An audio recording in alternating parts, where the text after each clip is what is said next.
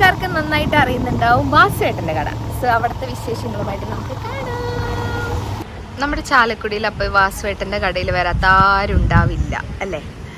ഇന്ന് നമ്മൾ വാസുവേട്ടൻ്റെ കടയിൽ വന്നിരിക്കുന്നത് ദേ ഇവരുടെ കൂടെയാണ്. അൽഫാസ് സാർ ഒരു ഹായ് പറയൂ.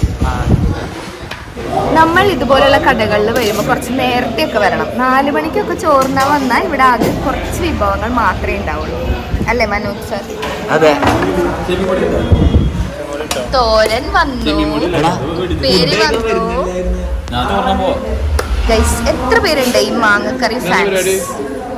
വാസുവേട്ടൻ്റെ കടയിൽ വന്നാൽ എന്തെങ്കിലും ഒരു സ്പെഷ്യൽ സാധനം ഓർഡർ ചെയ്യാന്ന് പറയുന്നത് മാൻഡേറ്ററി ആണ്. പക്ഷെ നേരത്തിനും കാലത്തിനൊക്കെ വരണം. ഇപ്പൊ ഇവിടെ ചിക്കനും ബീഫും മാത്രമേ ഉള്ളൂ. അപ്പൊ നമ്മൾ എന്താ ഓർഡർ ചെയ്യാൻ പോകുന്നത്? ബീഫും ചിക്കനും. അത് മാത്രമേ ഉള്ളല്ലോ. എത്തി ഗൈസ്. ഇത് ചിക്കൻ ഫ്രൈ, ചിക്കൻ ഫ്രൈ, ഇത് അൽഫാസ്,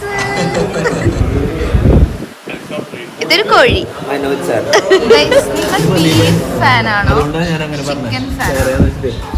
ഞാൻ ചിക്കൻ ഫാനാണ് ഗൈസ്. ആഹാ ഞാൻ ബീഫ് ഫാനാണ്. Beef fan.